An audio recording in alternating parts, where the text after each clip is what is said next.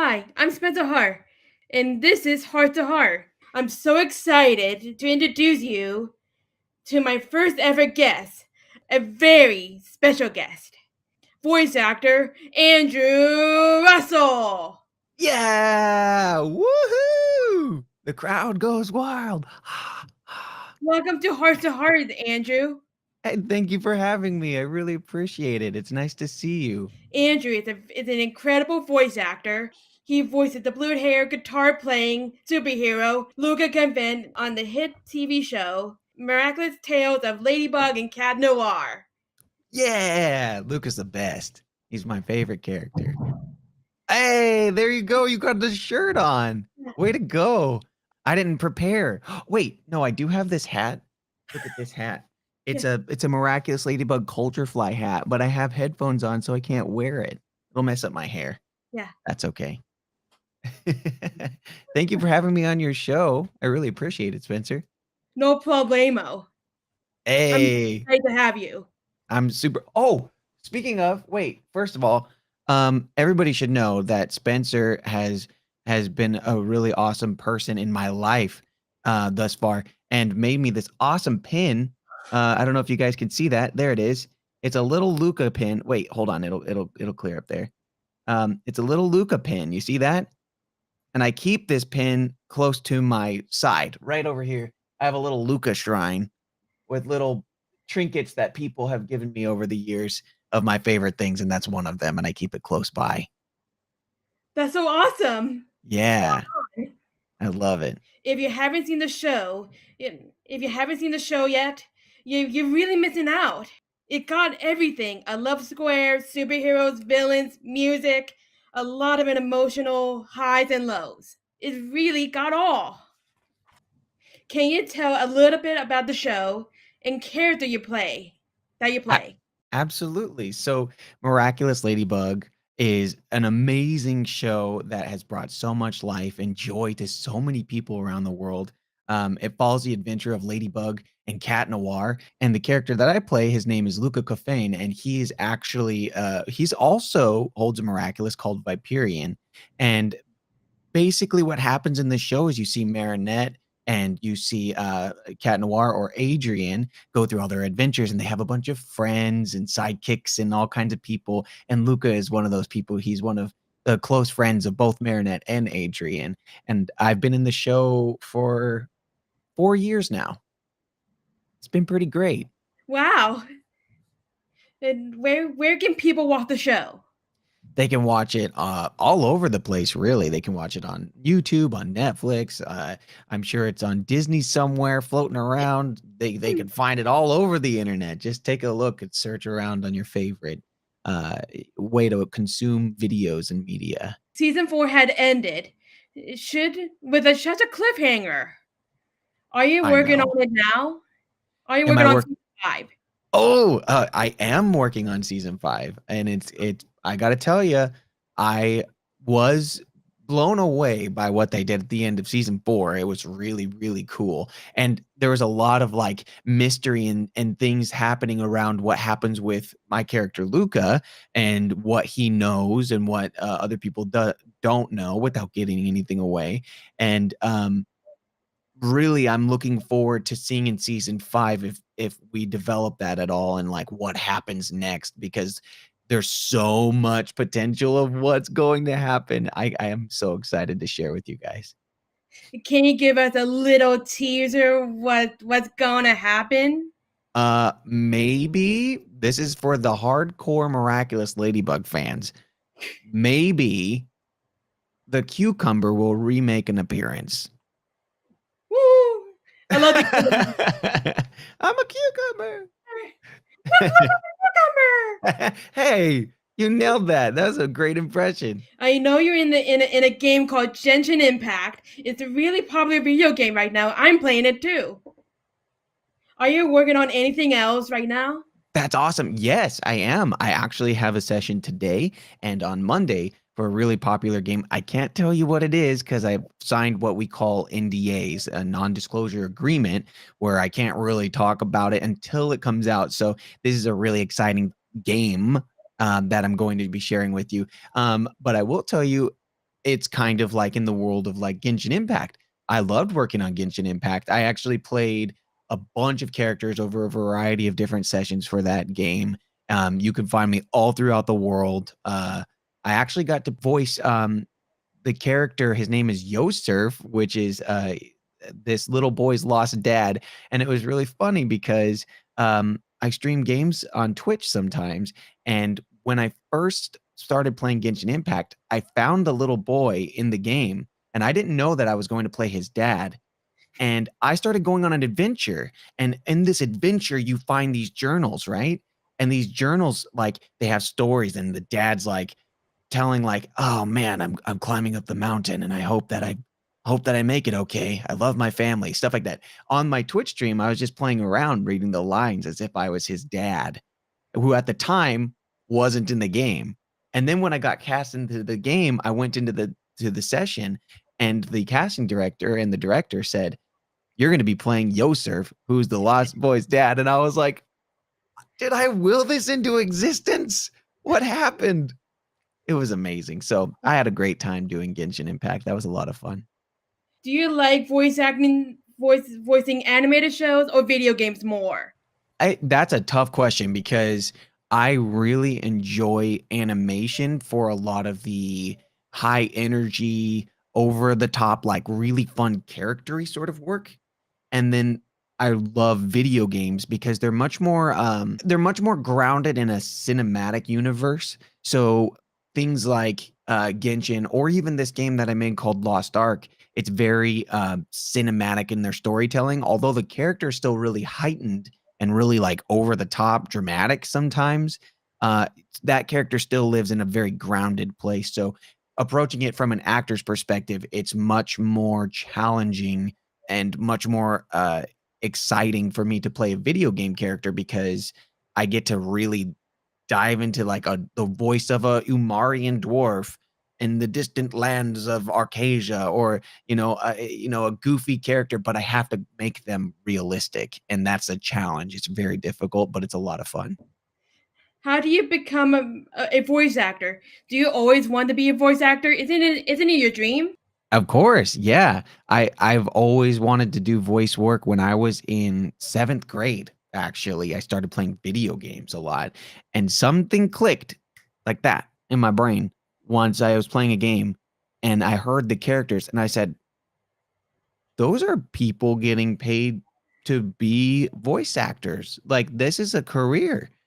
And from that moment forward, I started looking at video games in the perspective of an actor's perspective. I started listening to the way that they're doing things and doing all that stuff. So all my years of doing theater and musical theater was all leading me to try to learn and hone in on my craft and get to the point where I could be a voice actor. And that's where I am now. And I love it. And I think anybody who wants to do it, what they have to do is just start working on things now, start practicing now. And there's no time like the present. There's no better time to look on YouTube. There's all kinds of resources on TikTok and all that stuff. As long as you're really hyper focusing and looking for the content that you want to be looking for, you can learn how to do anything right now. So I say go for it. Now we're gonna play a little game called This or That. It helps our audience to get to know you better. I shout out two things, and you can pick one you'd like the best. Okay? Great. Pizza or burgers? Pizza. Summer or winter? Summer. Sweet or savory? Sweet. Cats or dogs? Oh, dogs. 100%. High tops or low top shoes? Low tops. That's so cool. Thank you so much for being my guest today, Andrew. I think you are really awesome and super talented, and it was an honor to have you on the show. Well, thank you for having me, Spencer. It's really, really the pleasure is mine. I'm so happy you asked me to be here. No problemo. I love you. Mwah.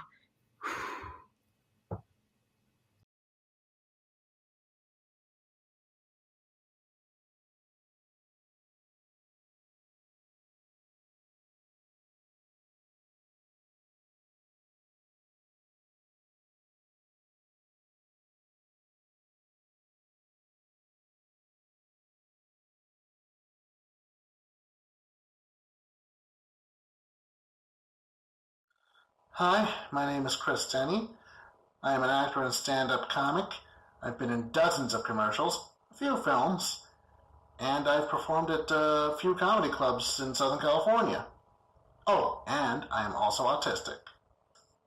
Now, I love going to professional car shows because, in addition to seeing all the new models before they hit the showroom floor, there's also the concept cars you don't get to see anywhere else. And those are some real nice ones. But I also like going to the amateur ones where they bring their pristine classics or their rat rods or even sometimes their scratch-built customs. But either way, I get to see under their hoods, talk to some of the owners, and I'd like to take you on a little tour of some footage I shot the last time I was there. Okay, here's the first car and one of our regulars, a 1972 Datsun 240Z with a small block Chevy V8 in it. In addition to that, it's also got a little spoiler and funny little stickers like V8 inside or Hybrid 240Z, burns gasoline and rubber.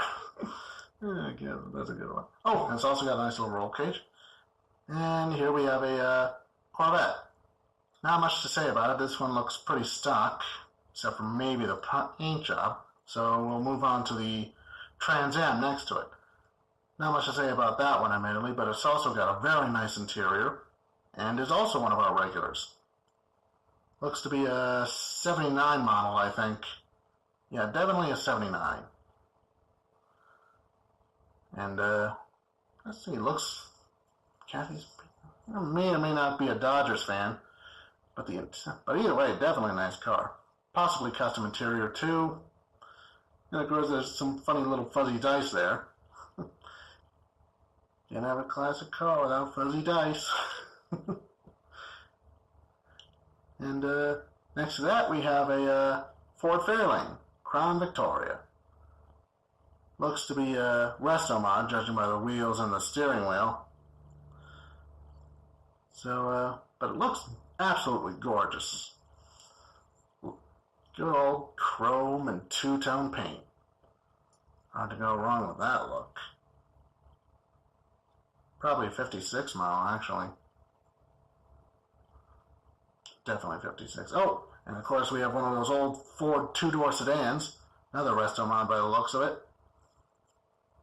And there are these little side windows with some very tasteful etchings on them. Little flowers. I think those were aftermarket options in those days. Probably got them now. Still a gorgeous car regardless. And here we have a Mitsubishi Eclipse convertible. Not much to say about that. But the MG next to it, that's a beauty.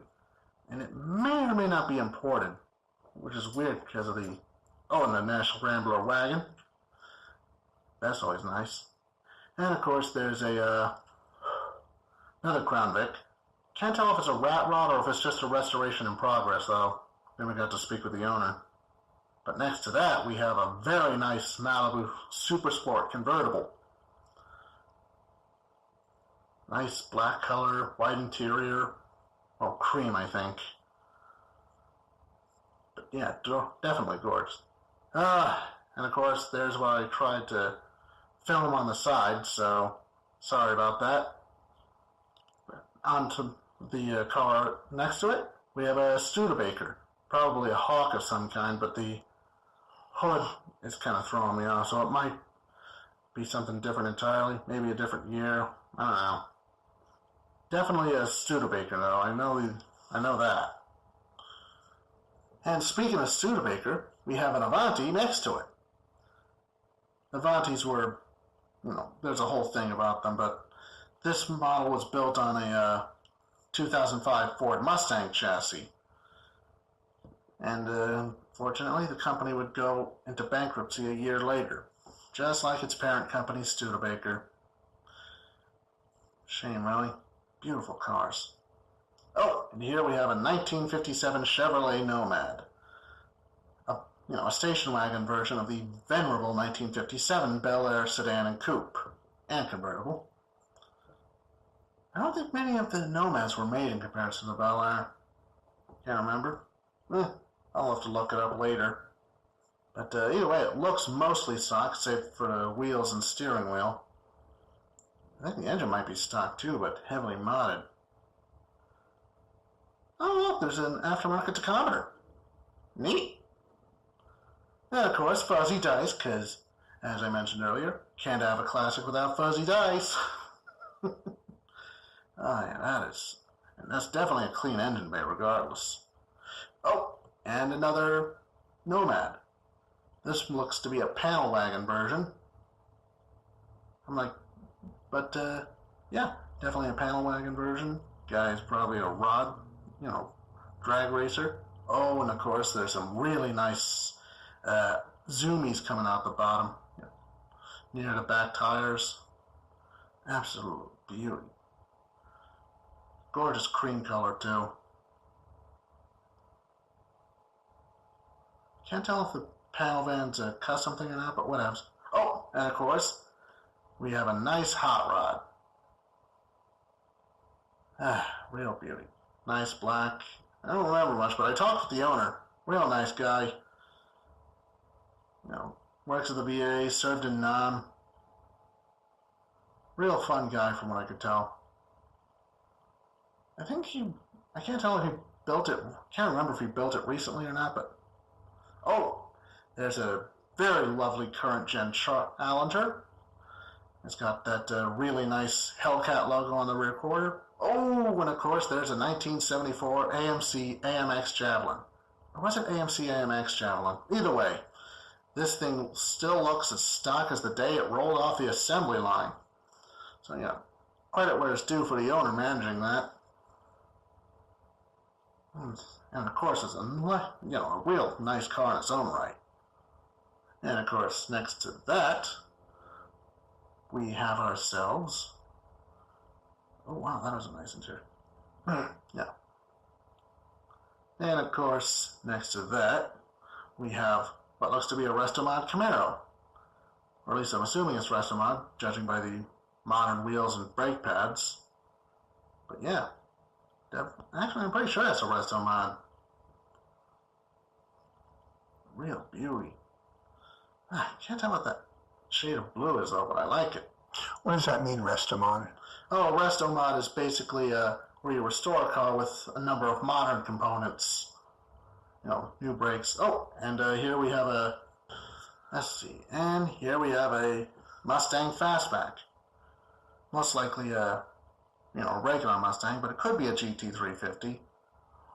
But definitely a beauty either way. Got that nice bullet green, but it's not exactly the bullet Mustang. Not the right wheels. And it's got the Shelby stripes on it.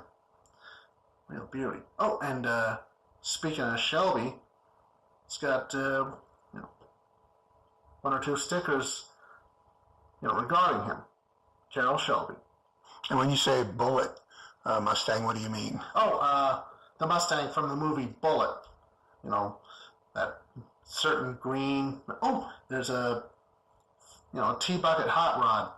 T-buckets are basically built from Model Ts. They're whole replicas now. And I'm pretty sure that's like a replica, considering they ever made the Model T in 80, 90, maybe even 100 years?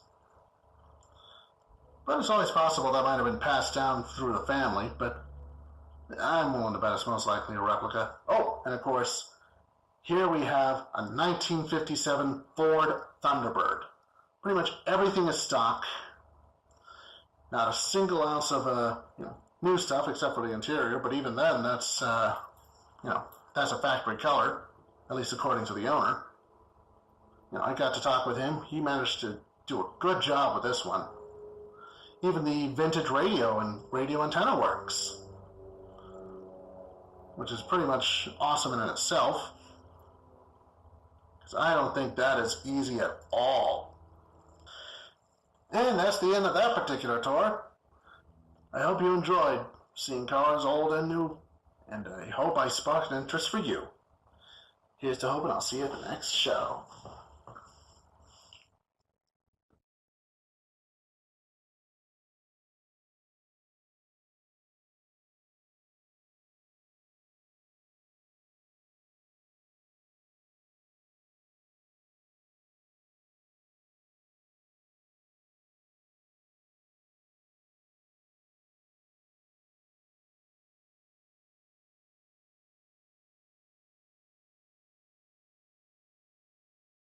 A lot of times girls and women on the spectrum hear this. That's, an area that I work in as well. And oftentimes, oh, you can't have autism, you're a girl.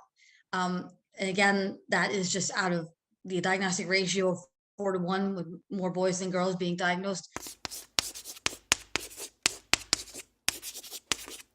Hey everyone, my name is Dr. Kerry Magro, professional speaker and author. I have autism and also have dysgraphia, and this is Stories from the Spectrum, and I am here with a very, very special guest. She's also a dear friend. Her name is Amy Graffino. And Amy, why don't you just tell us a little bit about yourself as we're kicking off today?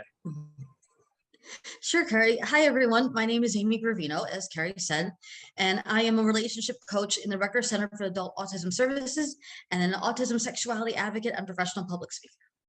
What are some things, and maybe like if you could give me like 4 or 5 things that you shouldn't say to somebody who's on the autism spectrum based on your experiences? Sure. So, there's been so many things that have been said to me over the years that I wish people would not say, and things I hear people say to autistic individuals, whether it's their child or their student, that, people oftentimes have their hearts in the right places, but their mouths are in the wrong places. And a lot of it, I think, ties into the expectations that we have or don't have for people on the spectrum. So, saying to someone, oh, you're so smart, I would never know that you had autism until you said something. That's something that's been said to me, and that's not helpful, because I'm harder on myself than anybody, of course, but it makes me feel like I should be able to do things that either I can't necessarily do or that I need to learn how to do, and then I feel frustrated that I can't do those things, and then I feel afraid I'm going to let everybody down. Also, you're autistic, you're not capable of empathy. And that's something that was written about me as a child. It was written by a mental health professional, saying, Amy does not understand empathy, and has no sense of humor. And I was 9 years old when these things were written about me. I was 9. I was a child, and this person decided this about me. And I think that just speaks to a general theme of not making, proclamations at all about autistic people, because we tend to have this, preconceived idea that when somebody's diagnosed, if they're a child, for example, that's where they're always going to be, that autistic people can't grow and change. And that's not true. It's simply not true. So, and for many mental health professionals, they are informing parents' perceptions of their children. So you have to be very careful about saying these things, not just to an autistic child, but to their parents, to, anybody who is going to be shaped and informed by what you write. The team at the school that works with the child, the paraprofessionals and the speech pathologists and whoever else. You have to just be so careful. And again, I think that just speaks to an overarching theme. I see this with lots of adults talking about autistic people when they're in the room, as if they can't hear them. As Or if in the room. Yeah. Or exactly. Well, the whole idea about empathy, it's just some of the kids I work with and some of the adults who are close friends with me all on the spectrum are some of the most empathetic people I've ever met. So being able to be mindful of that, I think is really, really important. So Amy, so obviously you have a wide range of expertise in the world of autism. For parents, educators, and just our general society, what would be some books, some films maybe, that you would recommend to people to learn a little bit more about autism? Sure. So, when I think about, autism in any kind of media representation, I think, with films and TV, that there isn't any one movie or TV show that's really nailed it yet in terms of representing autism. We are starting to see a shift, I think, a little bit in some depictions. We have, as Kerry can tell you, Love on the Spectrum is coming out, the US version. It was originally in Australia. And what I like about that is that it is showing autistic people as they authentically are. This is, we know that there is an element of scripting to some reality TV shows, but autistic people are genuine people, I think, by and large. And so we're getting something that's very refreshing, and that is people representing themselves and being, who they are, barring any editing, shenanigans. But like The Bachelor. in terms of fictional, yeah, exactly. But in terms of fictional depictions, I don't think I've yet seen one that like totally nails it. there was that show, Everything Is Going to Be All Right. I heard a lot of, right, is that the one? I heard a lot of good things about that. Yeah, everything's going to be okay on the Freeform. Everything's going to be okay. That's it. I like that. Yeah, that got canceled, I heard. So I Yeah. heard positive things about that.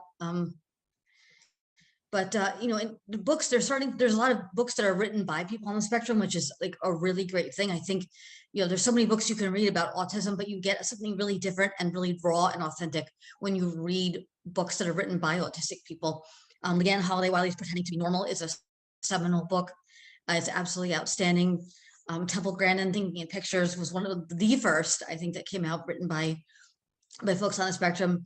And it is, you know, again, she is a product of her time, Temple, and the world has changed, you know, since that came out, certainly. But Sure. and then of course, Kerry, you've put out books that, you know, I know have been really helpful to a lot of people. And I myself am, you know, currently authoring a book. Yeah, no, called The Naughty Audie. Yeah, The Naughty Audie. Yeah. I'm so excited to read that book whenever it does come out, because it's, you know, I often talk about relationships, but what I think you've hit the nail on the head on, which a lot of experts really just don't even want to talk about, is sexuality. And I think you've kind of championed that cause within our autism community. So I'm really excited to hear what you think about that topic specifically. Some great recommendations. Temple Grandin's Thinking in Pictures was kind of one of the first ones I also read when I was 19 and trying to disclose to more people about my autism diagnosis. So obviously we have the Temple Grandins of the world that we can follow. Who are some other autism advocates that you currently follow in the community who either inspire, educate, just all of the above, really? Well, there's a lot of amazing advocates out there, both who are on and off the spectrum. And of course, immediately one that comes to mind is my dear friend, Dr. Peter Gerhardt, who is an amazing man. He is not autistic, but he has been working with autistic adults for over 30 years. And he is like the authority, as far as I'm concerned, on adults on the spectrum. And he's a passionate advocate. And he has, most importantly to me, the reason why I mention him is that he doesn't just work with autistic adults, he is friends with autistic adults. You know, he's not just seeing them as clients or patients or students, they're friends. They're, you know, so he sees us as human beings. And I think that's just so important. It sounds like a basic thing, but it's not. And he's one of my closest friends, consequently. Again, there's just so many amazing people out there. Denny Bowman, who's also in Love on the Spectrum, she's great. I mean, has her own animation company, and she's come so far in the years I've known her. Like, she's just grown up in front of me. She was a little baby, and now she's all like, I know, woman sized and everything. It feels so weird because we gave her a scholarship when she was going to Woodbury, and now I'm just like, now she's on a show talking about being in relationships and talking to boys. And I'm like, I'm not ready. I'm not ready. How can people learn more about you and your journey, and what would you like people to know about you? Oh gosh, so I guess, you know, because when I give presentations mainly on autism and sexuality, that's kind of my dedicated special area of interest and research, but I present on other topics as well, you know, growing up on the spectrum, entering into adulthood with autism. And I always try to emphasize the fact that this is a journey, and that as far as I've come, I am still learning. I dislike the word expert very strongly for this reason, because to me, expert is a static word that confers with it an authority that cannot be challenged. So I like the word specialist more, because we're learning so much all the time about sexuality. We're learning so much all the time about autism. So I don't think any one person is a true expert in that authoritative, you know, sense. And so I don't have all the answers, and I want people to know that no one person does have all the answers. Right. And so that the most powerful thing that I can say to any client I work with or anything is, I don't know. I don't know the answer to that, but let's find out together. Right. That's what it's all about. It's about growing and learning together, and all of us being on a journey in this way. I love that. And to help those who are walking the path I was once on. So, yeah. Well, And it's also very humbling when you can say, like, I don't know all the answers, and you don't pretend to know all the answers, because I know many experts in the community who really think of themselves in that way. And, oh yeah, it's not doing justice for the community. And we like to No. talk about autism and authenticity a lot. Let's just make sure that we're trying to do that.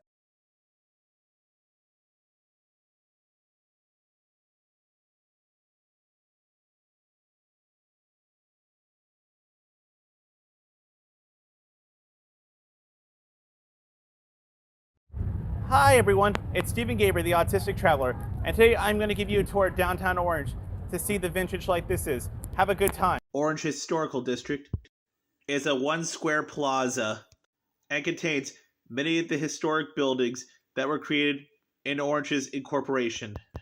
Orange is a vibrant commercial district that contains the original bank and oldest operation soda fountain.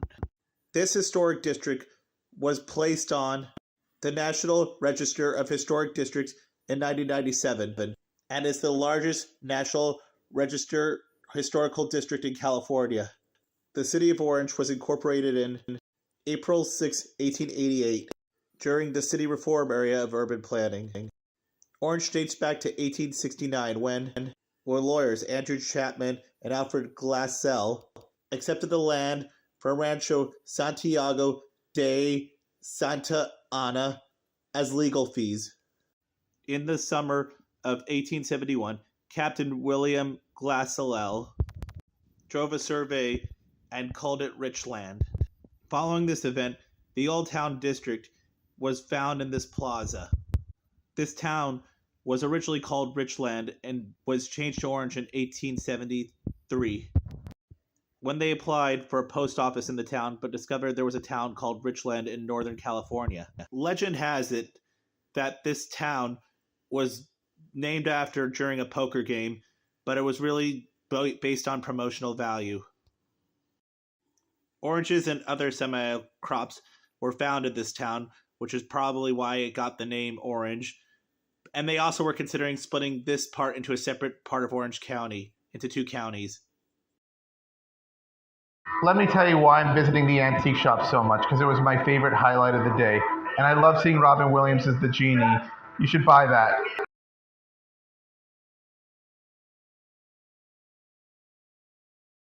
Best looking Starbucks I ever saw. Wow, that architecture. And this architecture makes downtown Orange look amazing.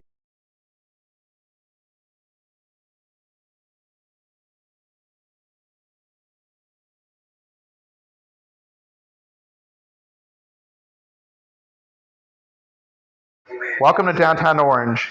One could take the Metrolink all the way from downtown Union Station in Los Angeles to Santa Fe Depot in San Diego. Much better than driving on the 5 freeway and spending gas money. Wow, those gas prices are expensive.